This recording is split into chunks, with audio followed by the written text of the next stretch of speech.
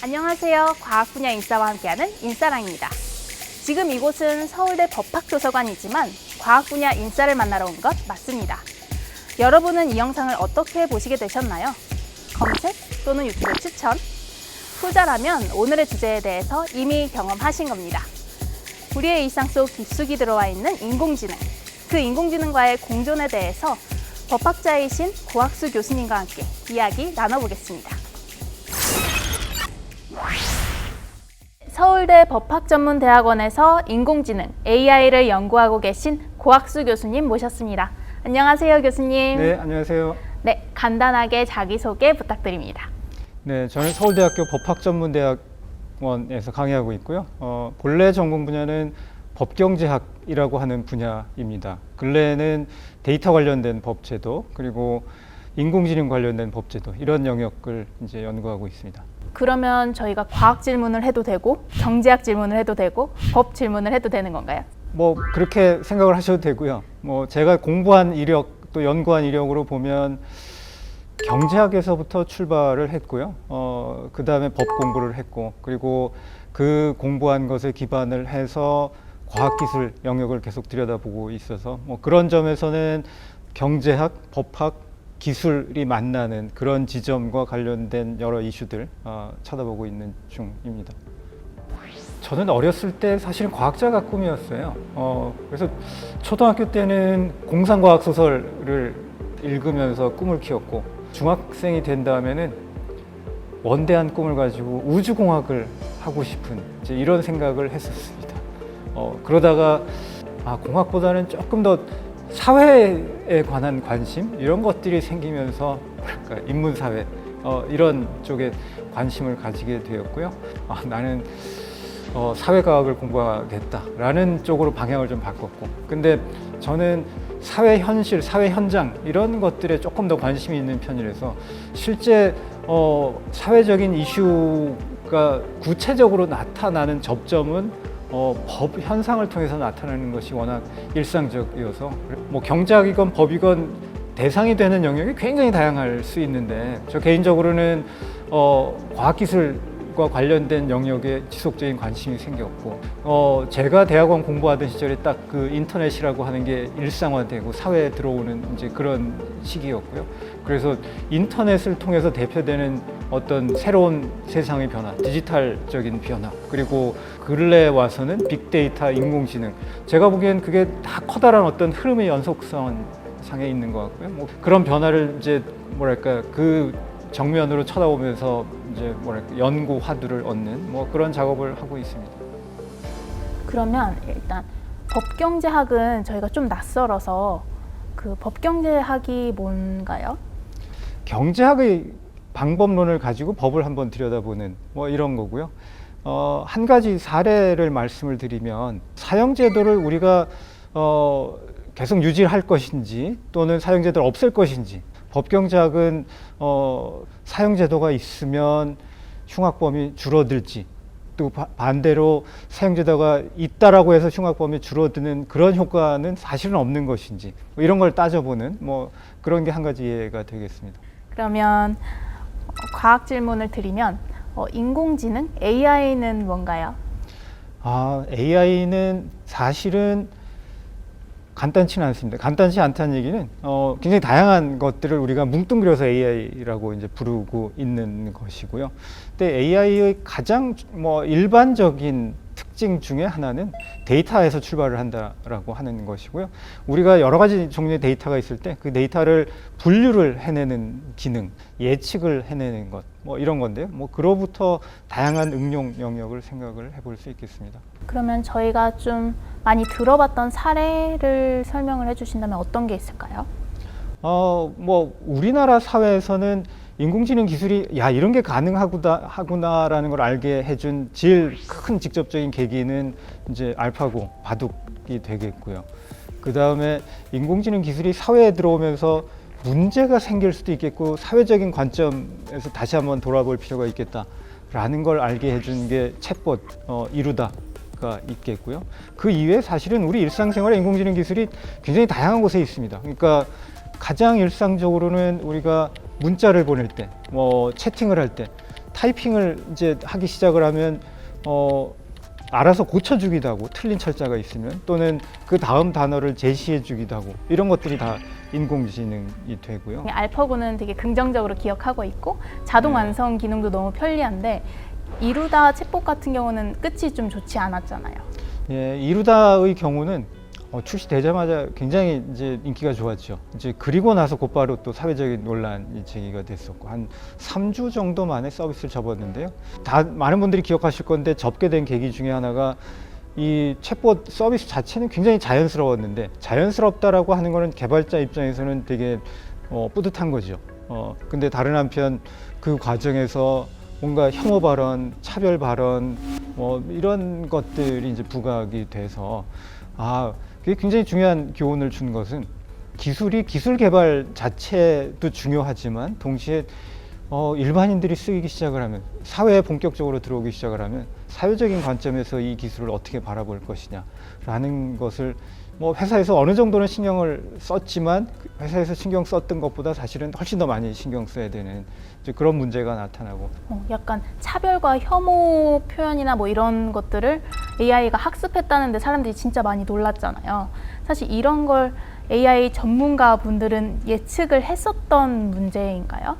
어느 정도는 예측을 했던 거고요. 그러니까 어느 정도는이라고 얘기하는 건 무슨 얘기냐면 AI가 학습하는 재료라고 하는 거는 결국은 데이터고요.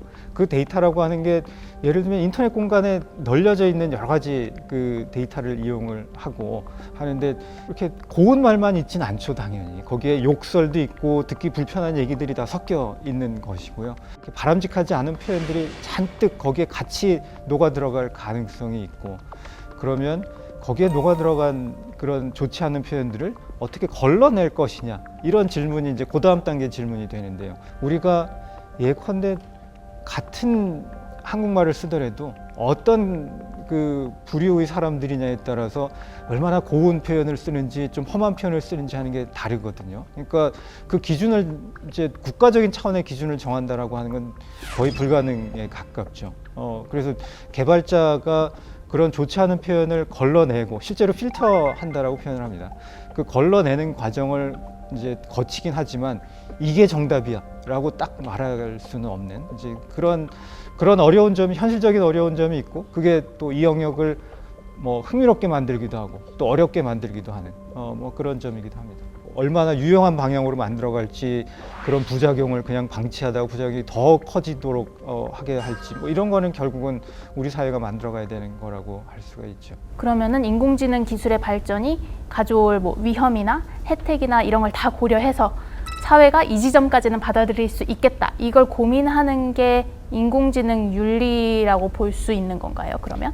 넓게 보면 그렇죠. 그러니까 인공지능 윤리 하면 이제 굉장히 무게감이 있는 불편한 단어 이렇게 느껴질 수도 있는데 결국은 이 기술이 기술 세계 안에만 머무르지 않고 사회에 본격적으로 도입되는 과정에서 사회적인 규범적인 관점 이런 것들을 어떻게 이제 반영하면서 기술을 만들어 갈 것이냐 이런 것들이 인공지능 윤리의 영역에서 계속 생각하게 되는 그런 이슈들이라고 하겠습니다. 그러면은 말씀하셨던 것처럼 그 막 선한 데이터, 옳은 데이터만 학습을 시킬 수는 또 없고 만약에 그거를 판단하는 기준도 좀 애매하고 그게 정말 옳은 데이터인가라는 의문도 들고 이렇게 계속 꼬리를 물고 질문이 나오는데 인공지능 윤리는 지금 어느 정도 연구가 되어 있는 상태인 거예요? 사실은 아주 초기이고요. 초기인 게 어떻게 보면 자연스럽기도 한 게 기술 개발이 급속도로 이루어지고 있긴 하지만 우리가 좀 아까 언급했던 알파고를 생각을 해보면 그게 불과 10년도 안 된 것이고요.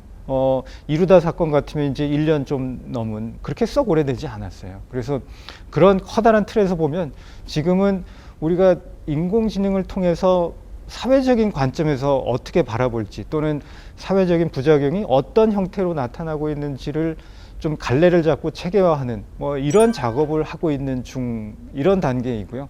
그 중에 이게 정답인 것 같다라고 하는 거는 아직은 이제 없고 여러 가지 것들을 같이 고려하면서 조금 이제 만들어가고 있는 대체적으로 이제 그런 단계라고 보시면 되겠습니다.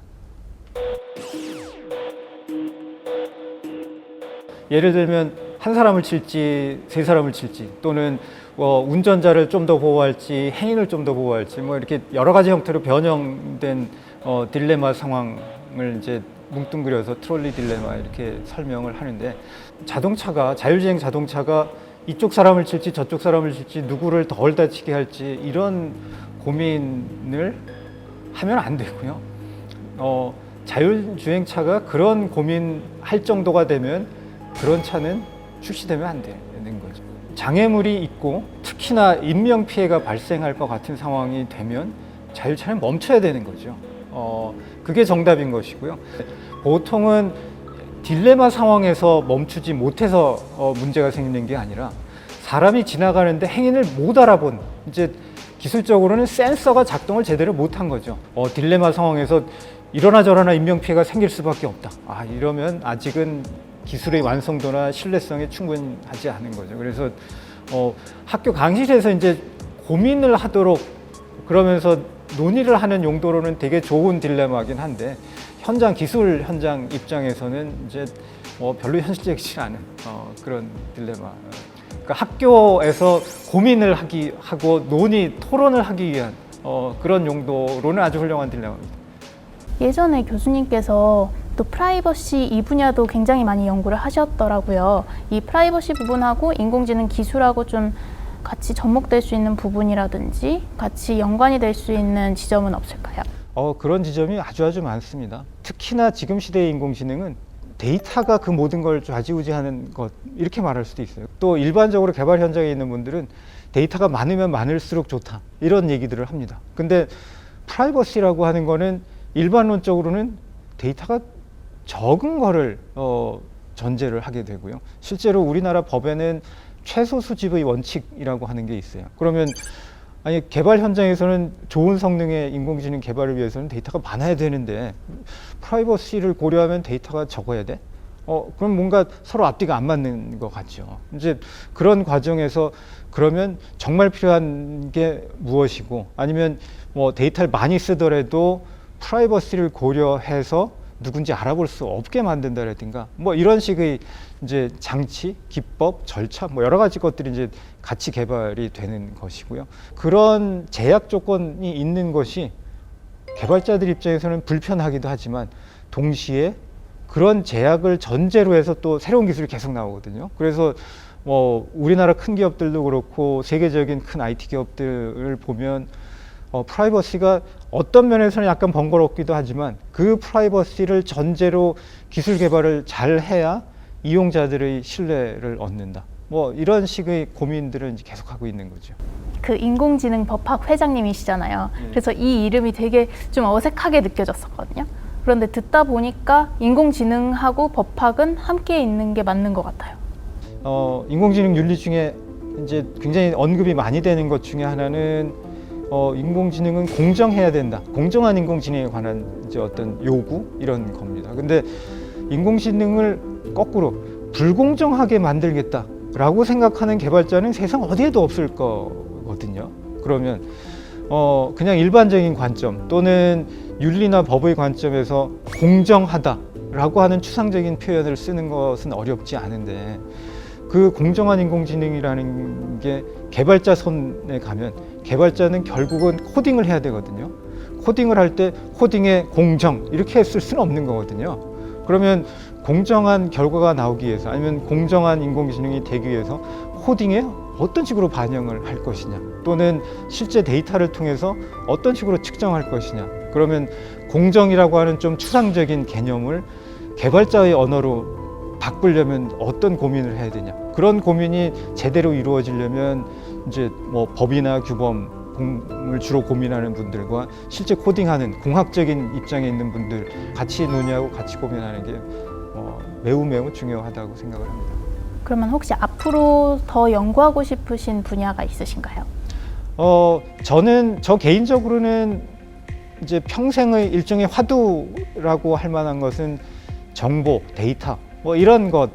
제 연구 커리어의 출발점은 정보 경제학이었고 그 정보로부터 출발을 해서 이제 개인정보, 프라이버시 이런 연구를 했고 이제 인공지능도 이제 데이터가 핵심 영역이 되는 거고요. 앞으로 또 데이터가 굉장히 중요한 영역으로 부각되고 있는 영역 하나는 이제 메타버스 영역이죠. 메타버스는 텍스트 데이터, 이미지 데이터, 뭐 또 소리를 통한 보이스 데이터 이런 것들이 같이 나타나는 영역이라서 굉장히 입체적으로 데이터가 이제 활용이 되는 영역이 될 것이라서 뭐 그 영역을 또 앞으로 한동안 들여다보게 될 것 같습니다. 10년 후 나에게 한마디는 사실은 저한테는 되게 어려운 질문인 이유 중에 하나가 제가 지금 연구하고 있는 거를 10년 전에는 전혀 꿈도 못 꿨던 종류 영역에 관한 이제 연구를 하고 있고요. 근데 제가 저 스스로를 돌이켜 보면 좌충우돌하면서 이제 연구 커리어를 만들어 왔던 점이 있고요. 제 스스로 10년 후에도 좌충우돌 해왔지만 또 나름대로 일관성 있는 길을 걸어왔구나.